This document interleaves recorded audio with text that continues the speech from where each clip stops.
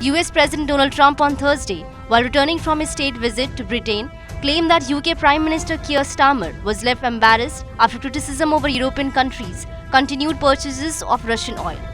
Speaking to reporters, Trump said Starmer had since agreed to halt Russian oil imports and was open to coordinating sanctions.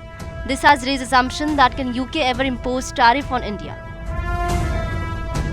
Technically, the UK can impose tariffs on India under World Trade Organization rules or through unilateral trade policy, but it's extremely unlikely in practice for several reasons.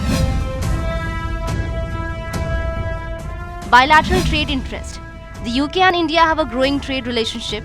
In 2023, total bilateral trade was over £22 billion, with the UK seeking more access to India's market for services, technology and goods. Imposing tariffs could disrupt this mutually beneficial trade. WTO rules.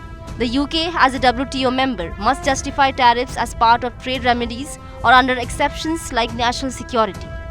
Broad tariffs targeting India's energy or other imports would be politically sensitive and legally challenging.